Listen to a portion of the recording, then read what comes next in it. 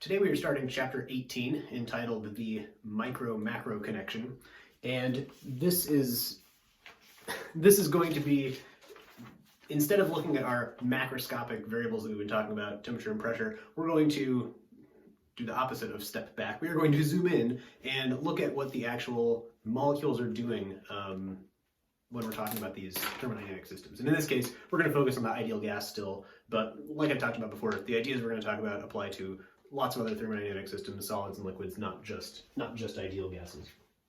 Okay, so the questions that we're asking in chapter 18 are, what do we know about the microscopic picture? Some of these things we can measure, and we'll talk a little bit about that in a second. And what can that tell us about the macroscopic state? Or maybe I should say, what connections can we derive between looking at this microscopic picture and the big macroscopic variables, pressure, temperature, etc., that we have been talking about so far? The stuff we're going to start with here is broadly called the kinetic theory of gases. So if you were like me and find this stuff we're about to do super interesting, there are textbooks upon textbooks of just this that you can study if you really want to think about what molecules are doing in a gas and how they are moving around. What are the kinetics of them? So a place to start is in talking about the velocity of molecules in a gas.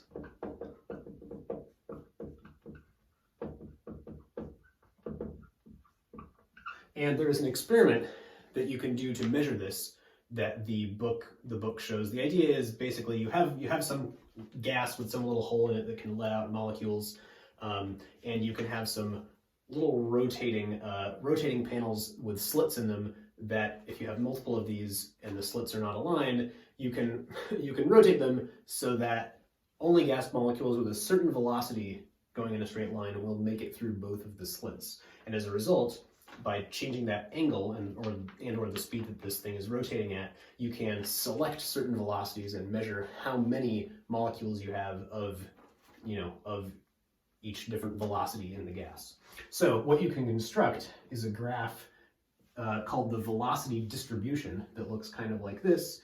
It is basically a graph of the number of molecules, or the probability of a molecule, I guess you could think of it that way, having this velocity on this axis. So the shape of the curve looks something like this.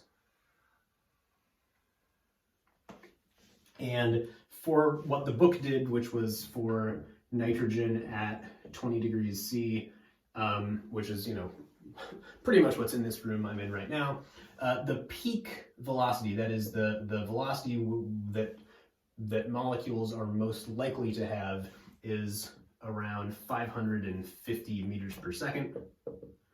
The book displays this as a histogram, where this is like a bunch of bar graphs of 0 to 100, 100 to 200. But you can also construct this as like a continuous density curve.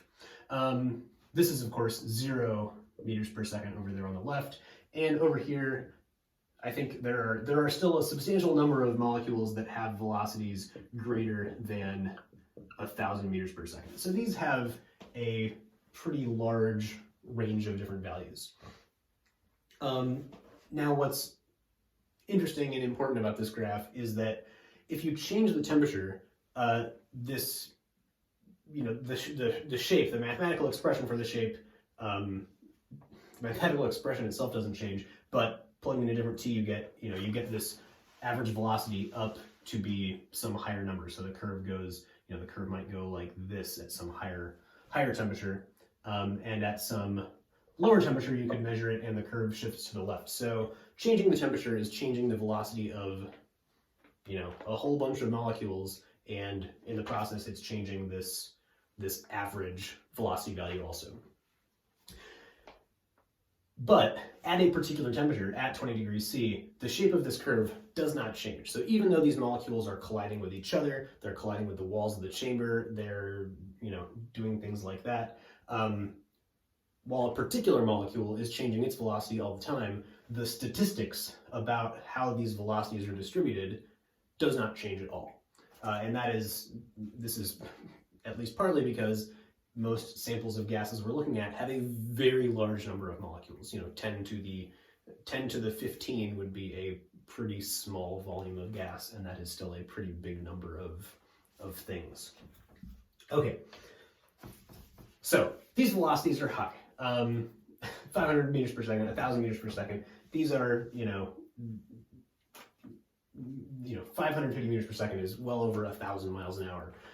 And yet, we observe gases moving more slowly than this. So the example the book uses, which I think is a pretty good one, is if you have a perfume container and you uncap it and your nose is a meter away, you might not smell anything for several seconds before the smell gets to you, right? And that is because it takes time for those molecules to travel from the inside of the perfume bottle to your nose where the smelling happens.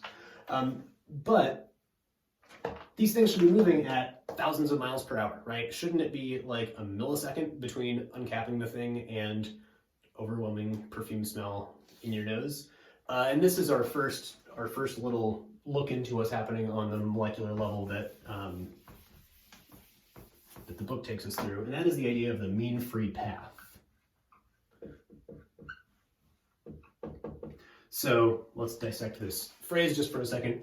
Free path here is like how far a molecule can go before it hits something. So the path is free until it bumps into another molecule, right?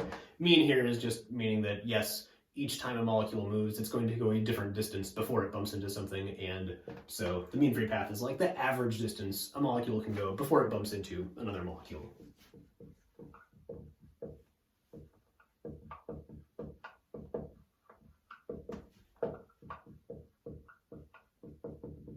So this is the average distance a molecule travels before a collision.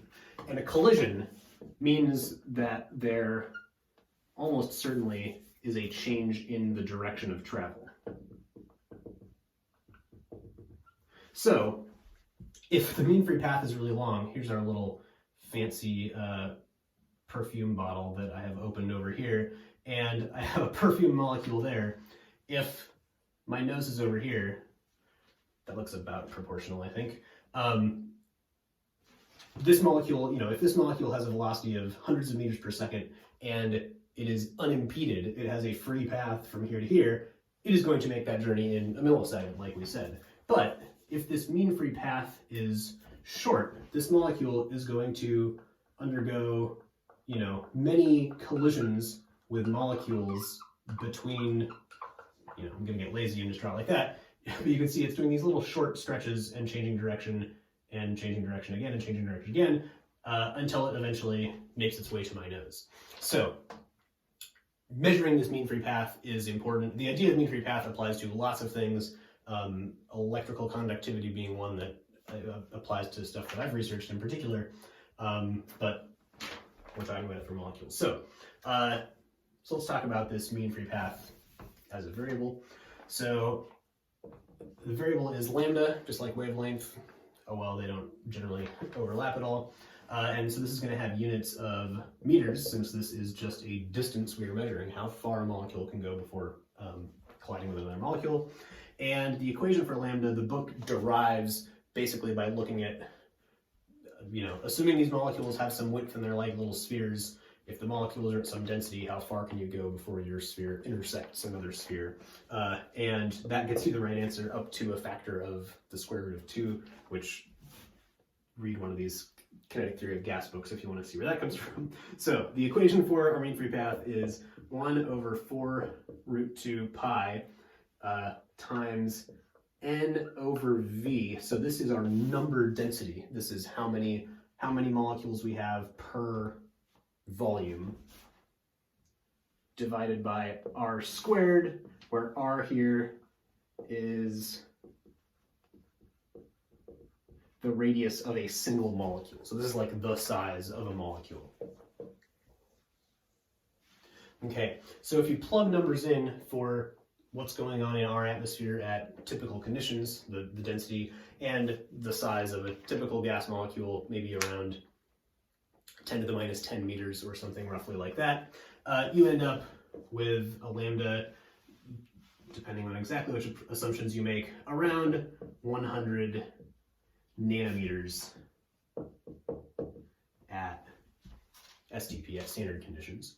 The book says closer to 200, I think, but anyway, let me know if you're interested in that discrepancy. Anyway, so 100 nanometers means that for something to go, a distance of a meter, it has lots of collisions and lots of changes in direction. And in fact, it's not just that distance divided by this either, because that would assume that after each collision, it's still going in the same direction. In fact, it changes direction randomly and sometimes goes backwards and sometimes goes forward. So there might be many, many, many collisions, between 2 points that these gas molecules are moving.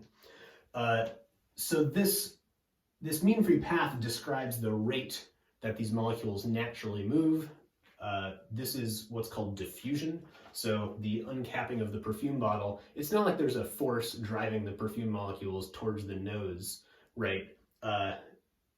It is just that the molecules are moving at some velocity, they're colliding randomly on average after some 100 nanometers distance, and over time, that means they tend to spread out from some source. So the diffusion rate of molecules is very closely related to their velocity and to this mean free path.